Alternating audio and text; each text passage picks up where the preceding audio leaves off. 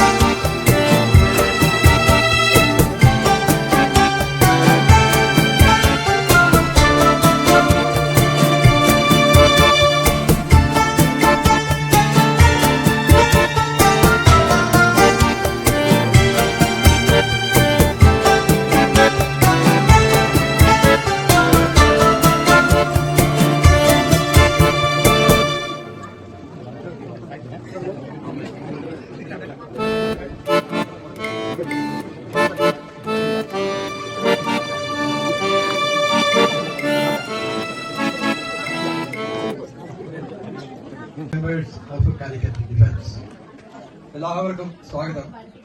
നമ്മുടെ നാട്ടിലെ ആദ്യമായിട്ടുള്ള ഒരു സംഭവമാണ് ഇന്നിവിടെ നടന്നിരിക്കുന്നത്.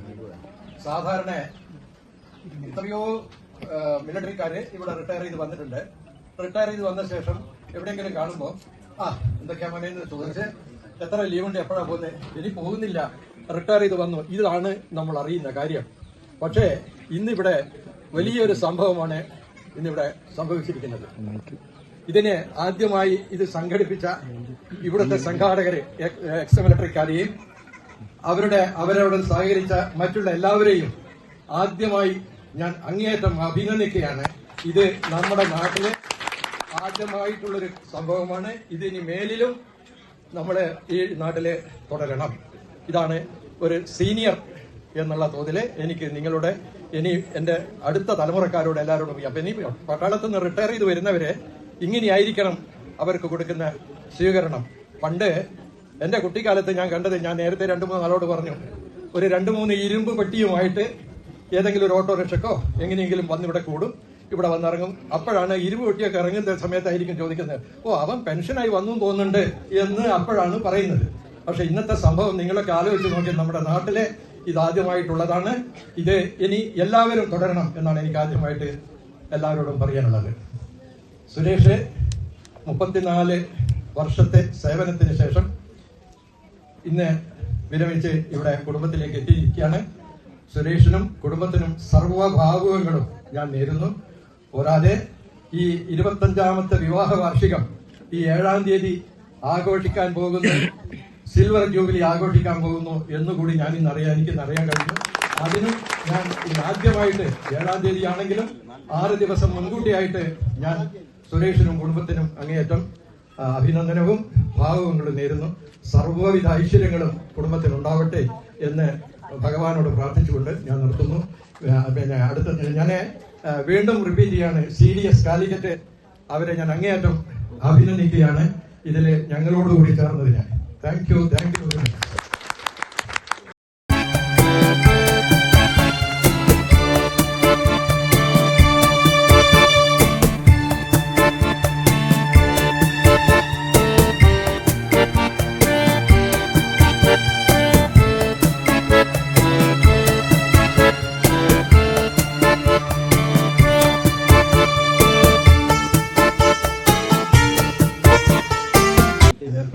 കാലിക്കറ്റ് ഡിഫൻസ് കെയർ സെന്റർ വളരെ സൈനിക ടൈമാണ്. എൻ്റെ സഹപാഠികൾ, എൻ്റെ നാട്ടുകാർക്ക് എല്ലാവർക്കും നന്ദി രേഖപ്പെടുത്തുന്നു. ഞാൻ 34 വർഷം മുമ്പേ എൻ്റെ ഏട്ടനാണ് എന്നെ കൊണ്ട് പട്ടാളത്തിൽ. അതിനുശേഷം പല സ്ഥലത്തും ഓരോ വർഷവും ഇങ്ങനെ വേണം തോന്നി അങ്ങനെ 34 വർഷം ഞാൻ പട്ടാളത്തിൽ സർവീസ് ചെയ്ത് അതിൻ്റെ പൂർണ്ണ പിന്തുണ എൻ്റെ ഭാര്യയും എല്ലാവരും സപ്പോർട്ട് ചെയ്തുകൊണ്ടാണ് ഇത് ചെയ്യാൻ പറ്റിയത്. എല്ലാവർക്കും ഈ അവസരത്തിൽ ഞാൻ നന്ദി രേഖപ്പെടുത്തുകയാണ്. ഇവിടെ ഞാൻ ക്ഷണം മാത്രം പറഞ്ഞിട്ടുള്ളൂ, ഞാനൊന്നും പറഞ്ഞിട്ടില്ല. എന്നാലും എത്തിപ്പെട്ടതിൽ എനിക്ക് വളരെ സന്തോഷം. ഇതിനായിട്ടും ബാക്കി കാലിക്കറ്റ് ഡിഫൻസ് എല്ലാ മെമ്പർമാർക്കും ഇത് വളരെ തന്നെ ആദ്യമായിട്ടുള്ള ഒരു പരിപാടിയാണ്. അതുകൊണ്ട് എനിക്ക് ഇനിയും ഞാൻ കാലിക്കറ്റ് ഡിഫൻസിൽ അധികം പ്രവർത്തിച്ചിട്ടില്ല. ഞാൻ 3 വർഷം മുമ്പാണ് മെമ്പർഷിപ്പ് എടുത്തത്. 2-3 പരിപാടിക്ക് മാത്രം പോകാൻ പറ്റിയിട്ടുള്ളൂ. നാട്ടിൽ വന്നാൽ ജീവിതത്തിലുള്ള സമയത്തും കാരണം ഇവിടെ അധികം പ്രവർത്തിക്കാൻ പറ്റുന്നില്ല. കാരണം അവിടുത്തെ കാര്യങ്ങൾ ജീവിതം ഇരുന്നുകൊണ്ട് തന്നെ ചെയ്യേണ്ടതായിട്ട് വരുന്നുണ്ട്. അതുകൊണ്ടാണ് പ്രവർത്തിക്കാൻ പറ്റാത്തത്. ഇനി കാലിക്കറ്റ് ഡിഫൻസിന്റെ എല്ലാ പരിപാടികൾക്കും ഞാൻ മുൻഗണന ഉണ്ടായിരിക്കും.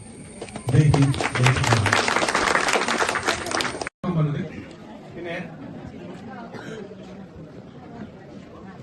എല്ലാവർക്കും സ്വാഗതം ചെയ്യാന്നുള്ളൊരു കർമ്മമാണ് എൻ്റെ. അതിനു മുമ്പേ നമ്മുടെ കാലിക്കറ്റ് ഡിഫൻസിനെ പറ്റി നമ്മുടെ നാട്ടുകാർക്കും എൻ്റെ കുടുംബാംഗം പറയാൻ വേണ്ടി കുറച്ച് പരിചയപ്പെടുത്തുക. 2018 നവംബർ 17-ാം തീയതി ചുരുക്കം ചില പേരുടെ കൂട്ടായ്മയോടുകൂടി തുടങ്ങിയ ഒരു സംഘടനയാണ് കാലിക്കറ്റ് ഡിഫൻസ്. ഇന്ന് കേരളത്തിലെ ഏറ്റവും വലിയ ഒരു ആർമി സംഘടന എന്താണെന്ന് വെച്ചാൽ ഈ കാലിക്കറ്റ് ഡിഫൻസ് ഇതാണ്. ചാരിറ്റബിൾ ട്രസ്റ്റ് ആണ്. ഇതിന്റെ അത് മെമ്പറായ സുരേഷ് സാറിനെ ആദ്യമായിട്ട് സ്വാഗതം ചെയ്യുകയാണ്. ഇതിന്റെ ഉദ്ഘാടനം ചെയ്യുന്ന വാർഡ് മെമ്പർ ഇഷാപീട്ട് ഇതിലേക്ക് സ്വാഗതം ചെയ്യുകയാണ്. അധ്യക്ഷം വഹിക്കുന്നത് ബാലകൃഷ്ണൻ അടിയോടി. ആശംസ അറിയിക്കുന്നത് കാലിക്കറ്റ് ഡിഫൻസിന്റെ നമ്മുടെ നിബന്ധന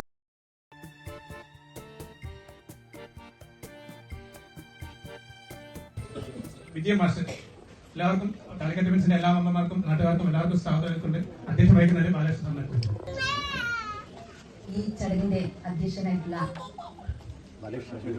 ബാലകൃഷ്ണൻ അടിയോടി അവർ നമ്മൾ ഇന്ന് 34 വർഷത്തെ സേവനത്തിന് രാജ്യസേവനത്തിന് ശേഷം നാട്ടുകാരുടെയും വീട്ടുകാരുടെയും എല്ലാവരുടെയും സ്വീകരണം ഏറ്റുവാങ്ങിക്കൊണ്ട് വീട്ടിലെത്തിയിട്ടുള്ള സുരേഷ് ഏട്ടൻ, മറ്റ് പ്രിയപ്പെട്ടവരെ, നേരത്തെ ഇവർ പറഞ്ഞ പോലെ ഏതൊരു പ്രത്യേകിച്ച് ഈ ആർമിയിൽ 34 വർഷത്തെ സേവനത്തിന് ശേഷമാണ് ഇന്ന് ഇവിടെ എത്തിയിട്ടുള്ളത്. അപ്പോൾ നമ്മൾ എല്ലാവരും ഇന്നത്തെ പരിപാടി തന്നെ നമ്മൾ എല്ലാവരും അറിയുന്നത് തന്നെ. ഇന്ന് ഞാൻ വിചാരിച്ചു ചെറിയ എന്തോ പരിപാടിയായിരിക്കും, പക്ഷെ ഇതെല്ലാവരും അറിയണം. 34 കൊല്ലം സേവനം അനുഷ്ഠിച്ചുകൊണ്ടാണ് സാർ ഇവിടെ എത്തിയിട്ടുള്ളത്. ഇനി അങ്ങോട്ടുള്ള നാട്ടുകാരുടെ നാട്ടിനു വേണ്ടിയും എല്ലാവർക്കും വേണ്ടി പ്രവർത്തിക്കാൻ സാധിക്കട്ടെ എന്ന് മാത്രം ആശംസിച്ചുകൊണ്ട് സുരേഷ് ഏട്ടന് എല്ലാവിധ ഭാവുകങ്ങളും അഭിനന്ദനങ്ങളും അർപ്പിച്ചുകൊണ്ട് ഈ പരിപാടി ഔപചാരികമായി ഉദ്ഘാടനം ചെയ്തതായി അറിയിച്ചുകൊണ്ട് നിർത്തുന്നു.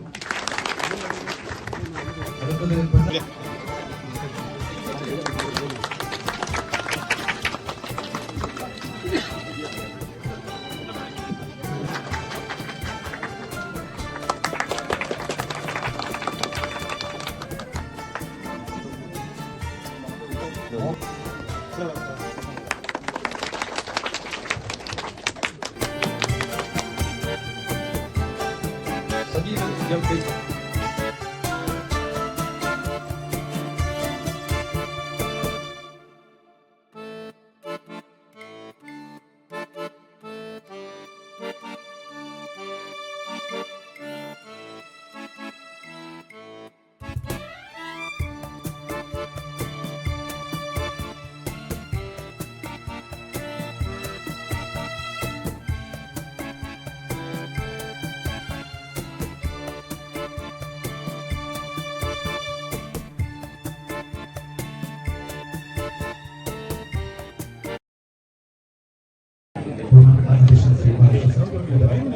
ഈ സ്വീകരണ ചടങ്ങ് ഉദ്ഘാടനം ചെയ്ത ഗവൺമെന്റ് കമ്മീഷണർ, ഈ പരിപാടിക്ക് സേവനം അർപ്പിച്ച ശ്രീ ശ്രീനിവാസ്, അതേപോലെ വിശിഷ്ട വ്യക്തികൾ,